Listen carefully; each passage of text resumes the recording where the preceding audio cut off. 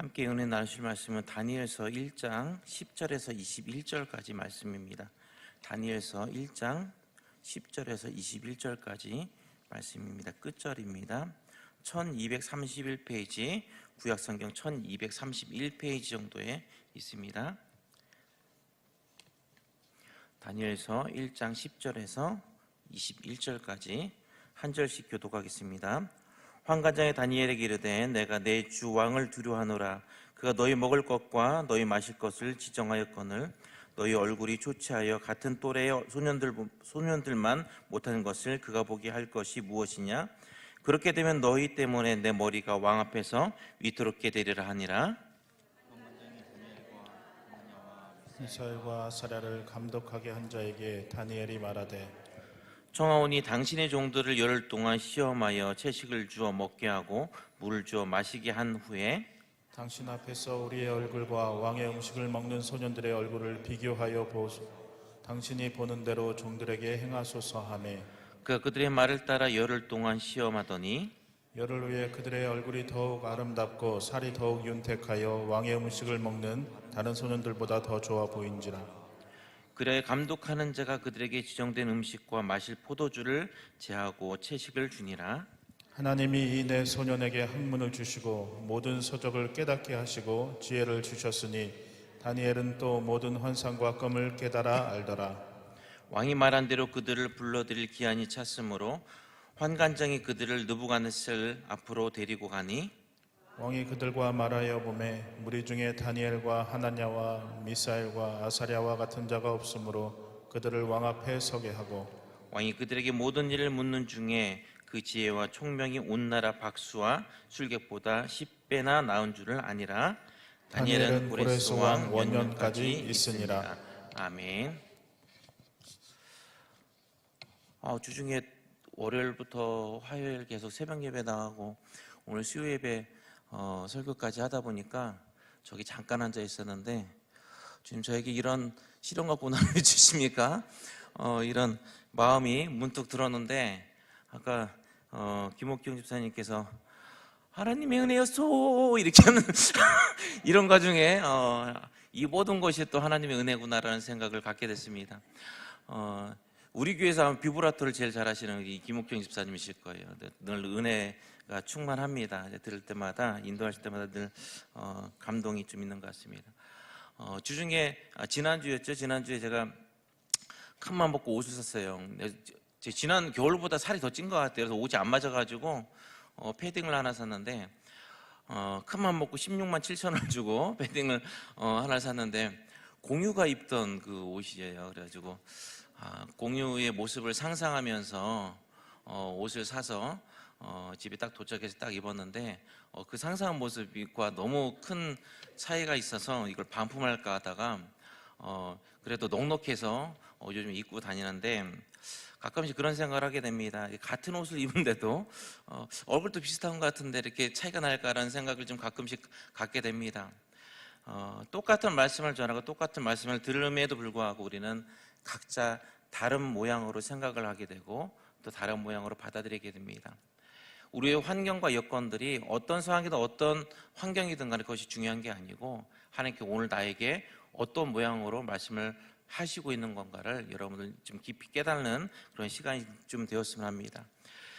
다니엘이 하나님을 신뢰하는 믿음의 크기에 하나님은 놀라운 응답으로 함께 하십니다. 이 하나님은 언제든 당신을 신뢰하는 사람과 함께 하시고 또 주의 크신 일을 함께 도모하시기를 원하신다는 것입니다. 오늘 말씀을 통해서 다니엘에 일어났던 이 사건과 또 하나님 이 사건을 통해 우리에게 교훈하고자 하는 것이 과연 무엇일까를 잠깐 살펴보고자 합니다. 이 바벨론 왕 느부갓네살은 아무리 정복자라 하여도 본인이 정복한 땅 모든 것을 손수 다스리고 통치를 할 수가 없었습니다. 그래서 정복한 땅 가운데 뛰어난 소년들을 데리고 와서 교육을 했습니다. 그 교육 속에는 당연히 이 바벨론 왕에 대한 변치 않는 충성심이 포함되었을 거라는 이제 상상을 하게 됩니다. 이 고대 왕궁에서는요, 보통 이제 15세 아이들을 3년간 교육해서 이 피정복지의 관료를 세웠습니다. 그런데 이 다니엘과 세 친구는 이 교육을 받는 과정에 신앙의 문제에 봉착을 하게 됩니다. 이 바벨론의 신 마르둑에게 바쳤던 이 제물을 음식으로 먹어야 했던 것입니다. 어떤 성도님들은 제사 음식도 이제 안 먹는 이제 분들이 계십니다. 이 제사 음식은 신앙적인 부분에 어떤 차이가 있어서 먹어도 된다 안 된다 어떤 논쟁들은 있지만은 지금 이 다니엘에게는 우상에게 바쳤던 제물을 먹는다 안 먹는다의 의미는 이 제사 음식과의 어떤 차이가 있다는 것입니다. 이들이 음식을 취하는 일은 단순히 신앙적인 문제가 아니었다는 겁니다. 이 음식을 먹게 되면은 바벨론의 신 이 마르둑을 섬기겠다는 결심 또는 이 다짐과 같은 행위였기 때문에 그래서 결국 신앙을 저버릴 수 없었던 이 다니엘과 세 친구들은 음식 먹기를 거부했다는 것입니다. 혹시 마르둑이라는 사진 혹시 나오나요? 예, 저 마르둑이라는 신상이 저렇게 생겨 있습니다. 이 열흘 동안 왕의 음식 대신에 채소와 물만 먹은 이 다니엘과 세 친구는 이 다른 소년들보다 더욱 아름답고 윤택해졌다고 기록이 되어 있습니다. 이 다른 의미로 말하자면은 그들이 신앙의 절개를 지켰더니 하나님께서 그들을 더욱 귀하게 만들었다는 것입니다. 다시 말하자면은 그들의 결심으로 인해서 하나님이 그들과 함께 하셨다는 말씀과 똑같은 얘기입니다. 제가 3년 전에 구매했던 책이 있는데요. 존 딕스의 이 벌거벗은 기독교 역사라는 책입니다. 3년 동안에 단 한 장도 못 읽었습니다. 왜냐하면 이 책을 구매한 목적이 이 책을 읽기 위한 게 아니라 카페 갈 때 한번 들고 가서 이 커피 한 잔에 이 책을 옆에 놓고 사진을 찍어서 SNS에 올리면 그렇게 애들 말로 간지가게 나가지고 그걸 사진을 좀 찍으려고 그리고 또 사진을 딱 올려놓고 거기에다가 이제 오늘 바람 부는 날씨 이 책이 제목처럼 발가벗은 오늘 바람이 나의 영혼을 부끄럽게 하는 거라 이 문장 하나 딱 넣어놓으면은 왠지 센치해 보이고 뭐 얘가 이 사람한테 무슨 문제가 있나 뭐 이런 생각들을 갖게 되고 그리고 소정의 목적을 이제 달성한 다음에 이 책을 옆에 두고 이제 커피 한 잔에 핸드폰을 이제 만지다가 이제 나가게 됩니다. 그 일을 3년 동안 하다 보니까 책을 한 장도 못 읽었어요. 그런데 어느 날 이 책 표지에 써 있는 문구가 이제 들어왔습니다. 뭐라고 적혔냐면은 악당인가 성자인가 회복을 위해 마주해야 할 역사 속 기독교라는 이 문구가 눈에 확 들어왔어요. 아니 왜 성자를 악당이 악당일지도 모른다는 이 생각을 뭐 갖는 거지? 그리고 왜 기독교가 회복을 하려면은 왜 기독교 역사를 알아야 되지? 이런 의문이 생긴 거예요. 그래서 책장을 이제 넘기기 시작했습니다. 이 넘겼는데 첫 번째 기독교의 왜곡된 역사인 십자가군 원정에 대한 이야기가 기록되어 있었습니다. 십자군 전쟁의 목적은요, 점점 흥하는 이 이슬람을 보면서 위협을 느끼기 시작했던 이 기독교가 기독교인들을 보호하고 또 이슬람에 맞서서 원래 예루살렘은 기독교의 성지야 여기에 대한 어떤 명예를 되찾기 위한 또 거룩한 전쟁을 통해서 하나님께 영광을 돌리는데 그 목적이 있다라고 얘기들을 합니다. 근데 1099년 7월 15일에 10,000명 정도 되는 이 유럽 십자군이 예루살렘의 그 방화벽을 뚫고 들어가서 이 기록에 따르면요, 불경한 광기에 온통 사로잡힌 십자군들은 남자와 여자와 아이 가릴 것 없이 살육을 저질렀고 3층 높이의 광장벽에서 사람을 아래로 던지기도 하고 칼, 단검, 불, 화살창으로 도살하기도 했다라고 기록되어 있습니다. 이걸 누가 했냐면은 십자군들이요, 기독교인들이 했다는 겁니다. 이 전쟁의 지도자이자 이제 사제였던 아킬레이 레이몽은요, 이 모습을 환희와 과장을 담아서 이렇게 얘기를 했답니다. 멋진 광야를 볼 수 있었다. 우리 군사 일부는 적들의 머리를 베었다. 적들을 불꽃에 던져 넣어 오랫동안 고통을 받게 했다.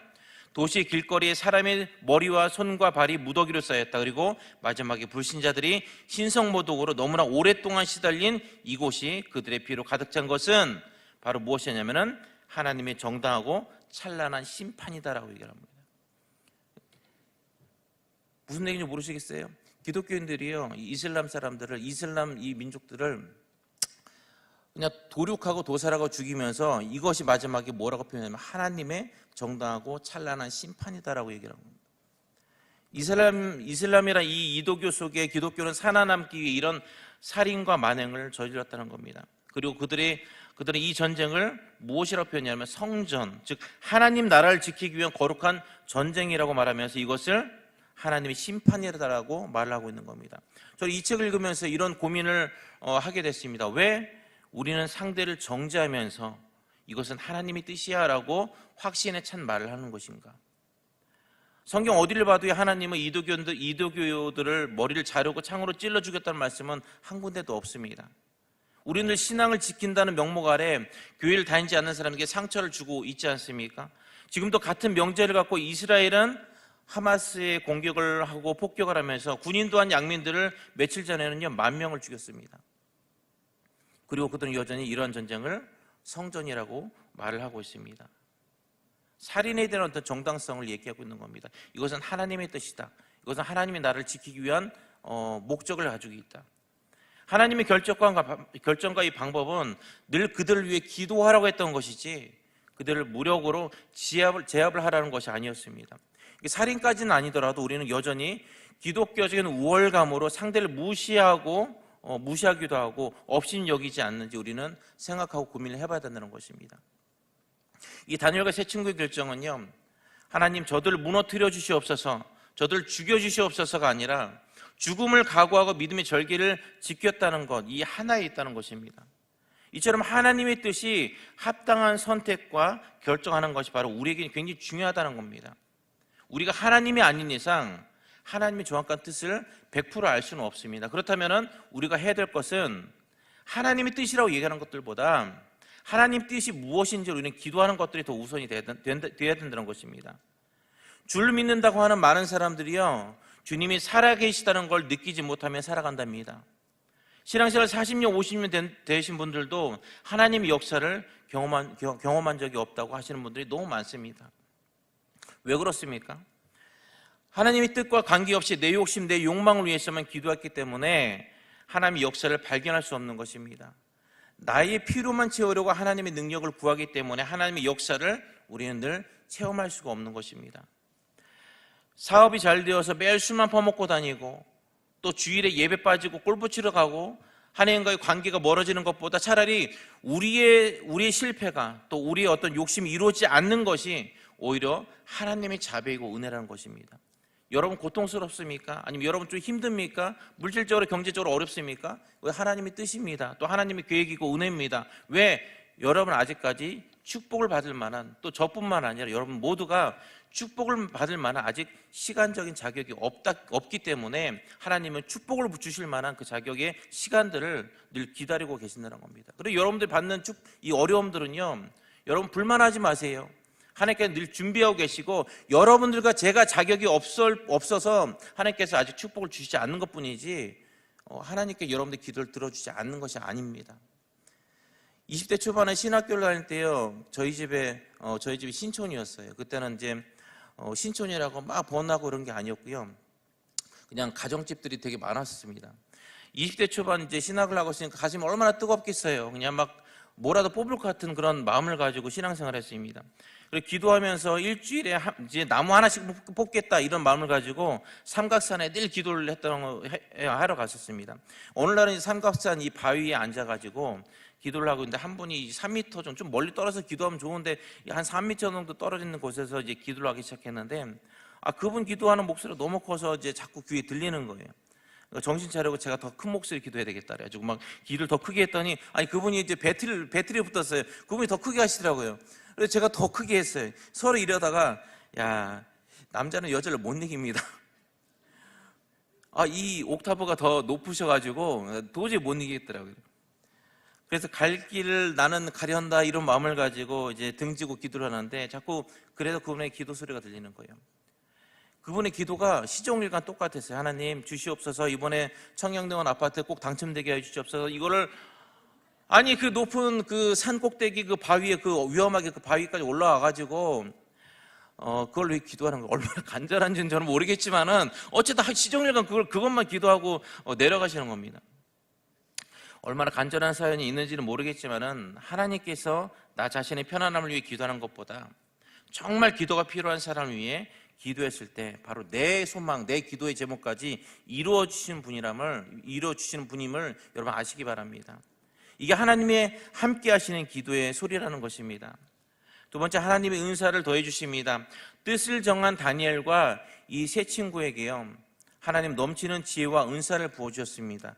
특히 다니엘에게는요, 이 뛰어난 지적 능력 말고도 환상과 꿈을 깨닫는 은사를 주셨습니다. 이 능력은 나중에 느부갓네살 왕과 함께 이 정사를 의논하는 위치까지 올라가게 되는데 사용되게 됩니다.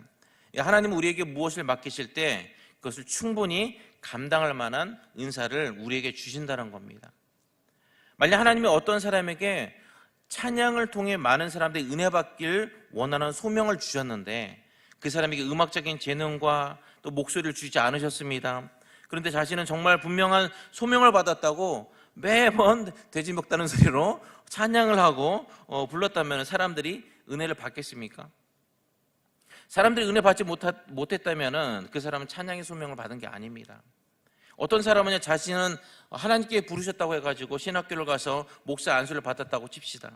그런데 설교도 잘 못해서 맨날 다른 목사님 거 베끼고 엉뚱한 곳에서만 더 신경 쓰고 신방도 싫어하고 사랑과 배려는 찾아볼 수 없는 그런 목사라면은 그 사람은 주의 종으로 하나님이 과연 부르신 사람일까요? 아니면 그냥 목사가 하고 싶었던 사람일까요? 또 어떤 사람은요, 교사로서의 소명을 받았다고 확신을 합니다. 아이들이 무엇을 원하는지 생각하지도 않고 매일 늦고 공과 준비도 안 하고 자기만 아이들이 결석을 했는데도 단 한 번도 전화도 안 해요. 여기저기 가서 부장님 뒷담화나 하고 담당 목사님 헐뜯길만 하고 뭘 하자고 맨날 그걸 왜 하냐고 질서를 방해한다면 그 사람은 교사로서 소명을 받은 사람입니까? 아니면 그냥 교사를 하면은 멋있어 보이니까 하는 사람입니까? 뜻을 정한 다니엘과 세 친구에게 넘치는 지혜와 은사를 부어주시는 건요, 이 세 친구에게 그에 합당한 소명을 부어주신 것과 똑같습니다. 소명을 감당하는 것은요, 남들보다 뛰어난 은사를 받아야 하며 그 은사를 위해서 계속 훈련이 되어야 하는 것입니다. 좋은 주의 종이 되기 위해서는요, 종이 된 것으로 끝나는 것이 아닙니다. 이거 종으로 된 것, 목사 안수 받고 강도사가 되고 이걸 끝나면 안 되는 거예요. 지속적으로 말씀을 연구하고 노력하고 좋은 주의 종이 되기 위해서 노력을 하고 훈련하고 해야 된다는 것입니다. 좋은 연주자가 되기 위해서는 어떻게 합니까? 내가 악보만 보면 피아노 칠 수 있다, 아니면 악보만 보면 드럼 칠 수 있다 해가지고 이것을 끝나는 것이 아니에요. 내가 피아노 연주를 통해서, 내가 드럼 연주를 통해서, 아니면은 이 기타 연주를 통해서 다른 사람에게 감동을 줄 수 있도록 부단히 노력하는 것이 바로 은사입니다. 그리고 소명이고, 연말이 되니까요, 교육자들은 이제 계속 성도님들께 매년 찬양대 해주세요, 아니면 교사해 주세요, 이제 쫓아다니면서 부탁을 해야 됩니다. 제가 이 설교를 계속하는 이유는 분명한 게 있습니다. 분명 목적이 있는 거예요. 여러분 마음속에 감동이 있길 바랍니다. 이 많은 교회들이 주일학교가 도태되는 이유가 뭔지 아십니까? 출산율이 저조해서, 아니면 교회에서 뭐 지원을 못 해주어서? 아닙니다. 누구의 부탁으로 어쩔 수 없이 교사를 하고 봉사를 하는 사람으로 교회가 봉사의 자리에, 모든 봉사의 자리에 채워져 있기 때문에 교회가 자꾸 넘어지고 있는 겁니다. 제가 요즘 교사 섭외를 위해서 전화를 하고 있는데 제가 고집불통에 자기 마음대로라고 같이 하기 힘든 목사라고 소문이 났더라고요. 억울해서 제가 역학조사를 해봤어요. 딱 한 분이 여기저기다 그렇게 말씀하고 다니시더라고요. 그걸 몇 분을 통해서 똑같은 얘기를 제가 딱 들으니까 처음에는 저도 사람이니까 막 화도 나고 속도 상하고 내가 1년 동안에 그래도 나름 열심히 했다고 생각을 했는데 마지막에 이런 얘기 들으니까 속이 많이 상한 거예요. 그런데 생각해보니까 저분들의 시각에는 그렇게 보일 수도 있겠다라는 생각이 마음속에 좀 들더라고요. 교육자들이 새로운 임지의 사역을 시작하다 보면은 늘 기존에 오랫동안 교사를 하고 있는 분들과 이제 자주 마찰이 생깁니다. 우리 교회뿐만 아니라 다른 교회도 다 마찬가지예요. 교회들이 가지고 있는 문제이기도 합니다. 왜냐하면 교육자들은 사실 어떻게 보면 교육부 전문가들인데 아이들 위해 무언가를 새롭게 적용하려다 보면은 기존 오랫동안 하시던 교사들은 작년에 이거 안 했는데요, 예전에는 뭐 이렇게 안 했는데요 라고 이제 반대를 늘 하세요. 예전 사역지에서는 어떤 일이 있었냐면요, 그동안 선생님들이 알아서 해왔고 교육자들은 이제 설교를 하다가 한 1, 2년 되면은 다른 데 갔었는데 왜 이용현 목사님은 왜 가만히 있질 못하세요? 이런 얘기를 저한테 하더라고요. 아니 가만히 있고 뭐 편하게 있으려면 교육자 사역자 뭐 하랍니까? 그러다가 이제 자꾸 이제 마찰이 생기는 거예요. 마찰이 생기면은 상대뿐만 아니라 저도 서로 상처가 되는 거죠. 부서가 내 거라 생각하는 잘못된 교사들 또는 이 소명 없이 부탁에서만 이루어진 봉사의 자리들이 결국 요즘 교회를 갉아먹는 헌신자들이라는 겁니다. 한번 가슴에 손을 두고 한번 생각해 보십시오. 우리 여러분들 구역장, 저 전도회장, 교사, 또 찬양대를 맡아가지고 시작할 때 여러분들의 자의적인 마음으로 올해 정말 작년에 못했으니까 올해는 정말 잘해봐야지. 올해 정말 열심히 해서 정말 큰 부흥을 일으킬 거야. 하나님께 받을 만한 자격이 있는 그런 사람이 될 거야. 이런 마음을 혹시 가지고 시작하셨는지, 올해만 지금 어떻게 좀 버텨야지. 올해만 가라. 내년에 정말 무슨 일이 있어도 안 할 거다. 시키면 나 교회 옮길 거야. 이런 마음을 가지고 혹시 올해 사역을 시작했는지 여러분 마음속에 한번 손을 얹고 생각을 해보십시오. 여러분 전도회가 여러분의 어떤 구역이 잘 안 됐다고 하십니까? 생각이 드십니까? 아니면 내가 맡고 있는 어떤 찬양대나 뭔가 생각대로 잘 안 됐던 부분들이 혹시 있습니까? 다른 사람들 탓할 것이 아니라 혹시 내 마음속에 먼저 생각을 해보셔야 돼요. 내가 기쁜 마음을 가지고 올해 시작을 했나? 내가 지금 기쁜 마음을 가지고 지금까지 올해를 버텼나라는 그런 마음을 여러분 한번 고민해 보시고 생각을 해보셨으면 좋겠습니다. 더 냉정하게 말을 한번 해볼까요?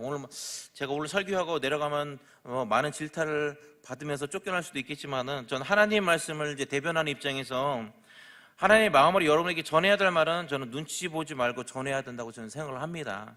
그래서 내려가서 저한테 욕을 하실 거면은 문자로 하세요. 사람들 있는다 하지 마시고. 사람들 있는다면 저 상처가 더 되거든요. 딱 보시면 아시겠지만 굉장히 마음이 여러 개 생겼잖아요. 이 마음이 여러분들 마음이 상처를 주면은 저 사역 못합니다. 더 이상. 이것이 여러분 어떤 분에게는 상처가 될 수도 있고 시험거리가 될 수도 있어요. 그러나 중요한 거는요, 내가 갖고 있는 문제, 또 우리 교회가 갖고 있는 문제와 상처를 여러분 정확히 아셔야 치료를 할 수가 있는 겁니다. 그동안은 서로 눈치를 보면서 무엇이 잘못되고 무엇이 잘못된 길로 가고 있어도 여러분 얘기하는 사람 없었어요. 왜? 교회니까. 잘못 얘기하면 상처가 될 수도 있고 잘못 얘기하면 그게 다시 나한테 거꾸로 안 좋은 영향으로 돌아올 수 있기 때문에 말하기도 꺼렸고, 그렇기 때문에 내 스스로도 매년 해마다 무엇을 맡기고 무엇을 억지로 맡았지만은 내 모습조차 바뀌지 않는 거예요. 왜? 문제를 알면서도 문제를 잘못된 거라고 인식을 하지 못했기 때문입니다. 올해 5월 달에 행복축제와 이제 워터의 밤도 했고 스탠딩 찬양도 했고 열심히 올해 사역을 굵직굵직한 사역들을 좀 많이 했습니다. 특히 5월 달에는 800명이라는 동네 아이들이 다 동네 사람들이 와서 함께 했던 축제였고, 정말 많은 분들이 고생을 했고 또 많은 분들이 고생했다고 격려를 많이 해주셨습니다. 그런데 행사가 끝나고 이제 정리를 하고 저 혼자 이제 뒤에 가서 눈물을 너무 많이 흘렸던 것 같아요. 여러분 모르시죠? 저 눈물 되게 많은 사람이에요. 여러분들 보시기에 많은 사람들이 왔고 모두 즐거워서 행복했던 축제로 보였겠지만은 전 이 행사를 꼭 하기 위해서 수많은 반대와 이 부정적인 말들 들어가면서 이 고집을 부려서라도 행사를 꼭 치러야 했었습니다. 처음에는 이게 어떻게 가능하냐고, 이게 권사님들께 부탁하면 권사님들이 음식 만들어주겠냐고, 도와주겠냐고. 중고동무에서는 왜 우리가 아이들 행사하는데 들러리가 돼야 되냐고, 그 얘기를 매번 계속 반복해서 듣다 보니까 이걸 진짜 내가 이거 다 때려치울까라는 생각을 그런 마음까지 들더라고요. 이를 꽉 물고 참고 견디면서 행복축제가 끝나면 진짜 내가 사임하더라도 끝까지 책임지겠다라고 생각을 하고 이제 진행을 했습니다. 실제로 이제 끝나고 나서 너무 지치고 막 마음이 상해가지고 목사님께 사임하겠습니다라고 얘기까지 했어요. 마음의 상처가 이 하나 끝났는데 너무 크더라고요. 그런데 그때 이 행사를 준비하는 과정에 어떤 분들이 계신지 아십니까? 사실 예산도 잡혀있던 것들이 아니에요. 많은 예산이 잡혀있지도 않았습니다. 장로님들께서 돈 걱정하지 말고 소신껏 하라고 말씀하시더라고요. 여러분 돈 걱정하지 말라는 얘기가 얼마나 큰 위로가 되는지 아십니까? 제 마음속에 이제 환희와 기쁨들이 느껴지는 거예요. 돈 걱정하지 말고 소신 있게 하라고. 어떤 선생님은요, 목사님 목표가 300명이지만은 제 생각에는 제 믿음으로 500명 이상 올 겁니다. 우리 500명분 음식을 좀 준비하시죠. 이런 말씀하시더라고요. 제 믿음보다 더 크더라고요. 또 어떤 분들은요, 회사 출근해서도 저번에 말씀드린 몰래 축제 준비를 하고 있어요. 출근해가지고 몰래 컴퓨터로 만들고 맨날 이렇게 준비를 하고 계셨던 분들이 계셨습니다. 그럼 저 이분들께 질문을 하나 던지고 싶습니다. 여러분들이 억지로 사역을 감당하고 있었다면은 이런 여러분들의 행동이 혹시 이해가 가십니까? 여러분들 마음에 올해는 정말 잘해보고 싶다라는 마음이 있었기 때문에 이렇게 여러분 열정적으로 사역을 감당하셨던 거 아닙니까? 라는 질문을 하고 싶습니다. 1년 유초동부를 지도하면서 각 반은 이제 성장을 보면은 선생님들이 올해 어떤 마음으로 교사를 하고 있는지 각자의 모습들이 보입니다.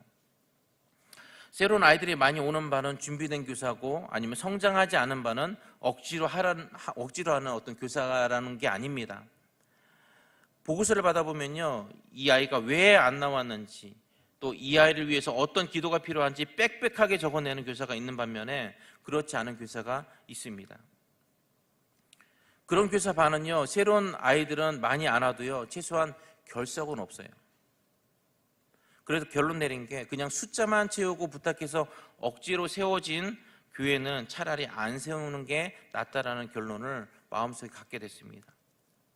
이 부정적인 생각이나 변화를 두려워하고 같이 일하는 봉사자들도 또 지도하는 이 교역자들 뒤에서 욕하고 공동체를 흐트러놓는 사람들은요, 세우지 않는 게 교회 성장에 가장 중요하다는 생각을 갖게 됩니다. 왜? 교회 부서 한 부서는요, 결국 우리 기도와, 또 기도는 누가 해요? 사람이 하잖아요. 결국 사람이 하는 어떤 신앙적인 믿음과 행위들이 결국 교회를 살리고 각 부서를 살리고 각 기관을 살리는 일인데도 불구하고 기도하지 않고요, 그리고 아이들 위해서 또 내가 맡고 있는 그 기관들 위해서 뭔가 애쓰지 않고, 아니 찬양대에서 누군가 한 명 빠져가지고 갑자기 늘 오시는 분이 한 명 빠졌을 때 걱정하지 않으면 그 찬양대는 잘못된 거예요. 이게 늘 자주 오는 아이가 한 번 빠졌는데 그 많은 아이 중에 한 명이니까 그 아이가 빠져도 큰 영향이 없다라고만 생각한다면 그 교사는 잘못된 교사입니다. 그런 교사는 차라리 없는 게 나아요. 그런 억지로 세워진 교사들이 자꾸 많이 생기기 때문에 아이들이 정착이 안 되는 겁니다. 올해 유초동부, 중고동부 수많은 아이들이 교회에 등록을 했고 교회에 왔습니다. 그런데 그 아이들의 정착률을 보면요, 정말 가슴이 아픕니다. 찾아오는 아이들을 정말 교회에 또 하나님께 정말 소개하고 등록할 수 있도록, 정말 참 주님의 자녀가 될 수 있도록 열심을 가지고 노력할 수 있는 이 마음은요, 어디에서 나오냐면은 강제로 끌어안치는 그 마음에서 나오는 게 아니라 자의적인 마음, 자발적인 마음에서, 하나님 내가 올해 내 교수를 맡았으니까 충실히 이것을 감당했으니 이 마음에서 나오는 것이지, 정말 올해 하기 싫었는데 목사님 때문에 어쩔 수 없이 피해 다니다가 도망 다니다가 걸려가지고 내가 오늘도 이번에도 올해도 교수를 맡게 됐네요, 이런 마음 가지고 있을 때는 이 마음이 안 나옵니다. 이 행동이 안 나오는 거죠. 하나님은 여러분들이 진심으로 그 소명을 감당할 수 있도록 아낌없이 능력을 주시겠다고 약속을 하셨습니다. 우리가 하나님의 영광을 위해 살 수 있는 것은요, 하나님이 우리에게 그 약속대로 은사를 주셨기 때문입니다. 그런데 우리가 주의 일에 제대로 쓰임을 받지 못하는 것은 우리의 연약함 때문이 아닙니다. 저 찬양대 한 번도 안 해봤어요. 저 노래 잘 못해요. 저 아이들 잘 못 봐요. 저 아이들이면 징글징글해요. 저 집에서 설거지도 안 하는데 교회에서 꼭 설거지 해야 돼요. 하나님께서 이런 우리라는 걸 너무나 잘 알고 계시기 때문에 내가 정말 걱정만 하면은, 내가 정말 마음만 먹으면은, 네가 정말 작정만 하면은, 내가 정말 마음만 먹으면 너에게 모든 필요한 것들을 주시겠다라고 우리에게 늘 성경 말씀에서 약속을 하고 계시는 겁니다. 모세는 자신이 말재주가 없고 어눌한 사람이라는 것을 너무나 잘 알고 있었습니다. 난 죽어도 못해요라고 고집을 계속 피웠다면은 모세는 하나님께 쓰신 가장 위대한 인물이 되지 못했을 것입니다. 그렇다고 노래도 못하는 사람에게 찬양 사역을 맡기면서 노래를 잘하는 이 혹 하나 붙여주지는 않습니다. 모세가 어느한 말재주 때문에 아론을 함께 붙여주셨던 것처럼 교회는 나 혼자 잘해서 성장하는 공동체가 아닙니다. 내가 무언가 부족하면 그 부족한 걸 채워줄 수 있는 사람을 다시 세워주십니다. 대신 부족한 걸 채워줄 수 있는 그 사람을 전적으로 신뢰를 해야만 아름다운 공동체가 만들어지는 것입니다. 지난주 김장 있잖아요. 금요일날 소금물에 이제 배추 막 담가놓고 저녁에 이제 예배 끝나고 나서 닭 빼는데 권사님들 뭐라 했어요? 기억나세요? 이거 숨이 안 죽었어. 숨이 안 죽었다고 이거 어떻게 해야 되냐고. 그러면서 이거 조금 있으면 다시 숨이 살아난다고 이거 다시 담갔다가 내일 아침에 하자고 막 그랬잖아요. 근데 김영현 권사님이셨나요? 오셔가지고 이 정도면 됐어 라는 말 한마디에 모든 게 다 정리가 됐어요. 그러더니 막 씻고 막 이렇게 하면서 아까 조금 전에 한 5분 전에 막 이거 숨이 안 죽었다고 불평불만 하셨던 분들이 이게 한 5분 지나니까 소금이 정말 잘 절여졌어 이렇게 말씀하시면서 씻는 것보다 떼먹는 게 더 많을 정도로 누군가 감사함으로 은혜로 무엇을 지고 나갈 때에 그것을 반대하지 마시고 함께 하시고 그리고 동역하시고 그걸 동의하신다 그러면은 그게 바로 아름다운 교회가 형성되는 겁니다. 계속해서 숨이 계속 살아있어 이거를 계속 누군가가 계속 우겼다면은 거기서 분쟁이 일어났을 거고요. 뭐 정리가 안 됐을 겁니다. 김치 하나 담는데 교회가 분산이 됐을 것 같아요. 근데 누군가의 어떤 정리 말 한마디에 권사님 이 정리 말 한마디에 모든 게 아름답게 정리된 것처럼 누군가 우리가 순종하고 나가는 것들, 누군가 이해하고 나가는 것들, 동의하고 나가는 것들이 교회의 연합을 가져온다는 것입니다. 매년 기억하면서 여러분들이 잘 알고 있는 한 말씀을 좀 기억했으면 좋겠습니다. 마가복음 9장 23절에 예수께서 이르시되 할 수 있거든이 무슨 말이냐, 믿는 자에게는 능히 하지 못할 일이 없느니라. 굉장히 많이 듣고 많이 외우고 늘 막 가슴속에 새기면서 살았던 말씀입니다. 그러면서도 우리는 늘 연말이 되면은 저 못해요, 저 할 수 없어요, 저 집에 올해는 내년에는 집안일 좀 해야 돼요, 올해 뭐 이거 하니까 우리 남편이 너무나 막 뭐라고 하기 싫어해요. 늘상 이렇게 고백하면서 내년에 무엇을 맡고 무엇을 하기가 겁납니다. 젊은 어머님들 많이 오셨죠? 젊은 어머님들께도 말씀드립니다. 아이 소중해가지고 아이는 분명히 교회에서 교육을 시키고 교회 학교에서 맡기는 것들은 너무나 당연하고 좋은데 왜 본인은 교사를 안 하려고 하십니까?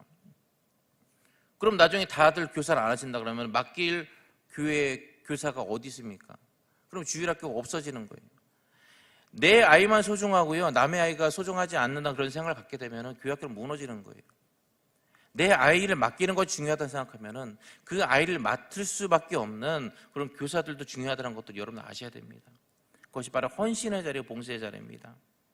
내년에는 나 못해요가 아니라 열심히 좀 잘해보겠습니다. 우선 이것이 좀 되었으면 좋겠습니다. 제 생각에는 베드로 그 MBTI가 뭐 ENTJ나 아니면 ENTP가 아닐까 생각이 듭니다.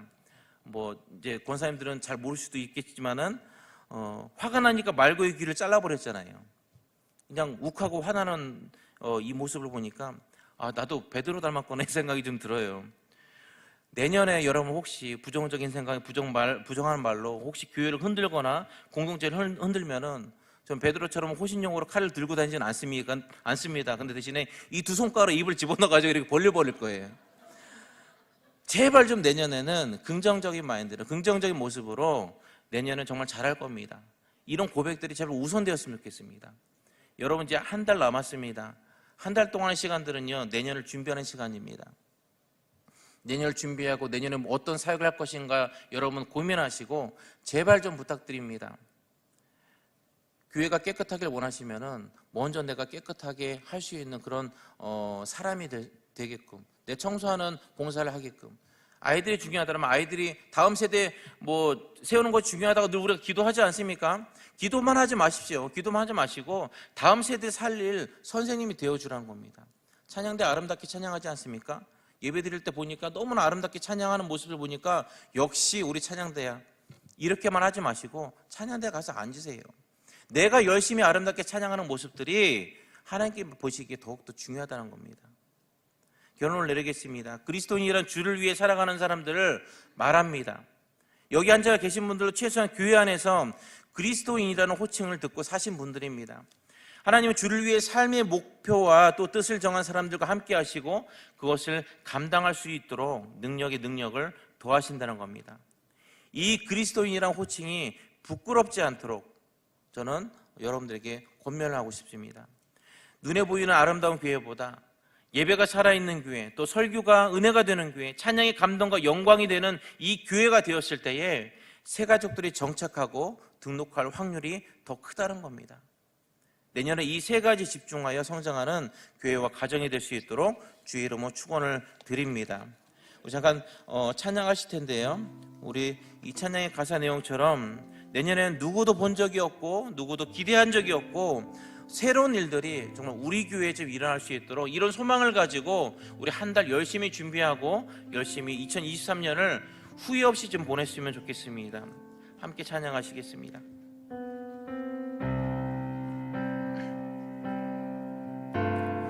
누구도 본 적이 없는 새로운 일이 지금 이 땅 위에 일어나네. 누구도 들은 적 없는 놀라운 일이 지금 일어나네. 기도는 반드시 응답되니, 기도는 반드시 응답되니, 전심으로 기도하세. 주가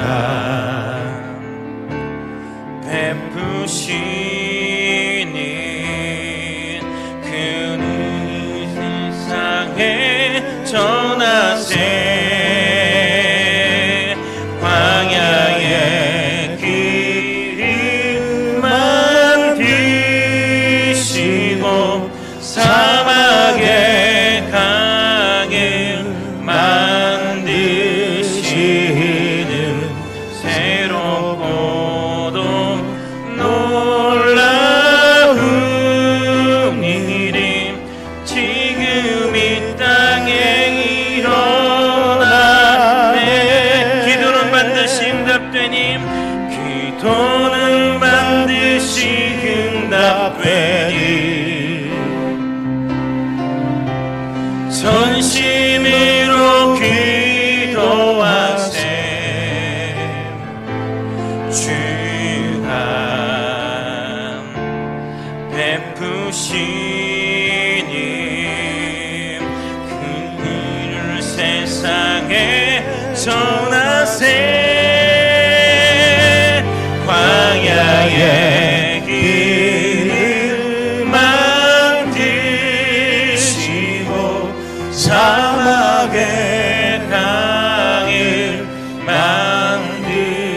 만드시는 새롭고도 놀라운 일임 지금 이 땅에 일어. 두 손을 들고 찬양합니다. 광야의 길을 만드시고, 광야의 길을 만드시고 사막의 강을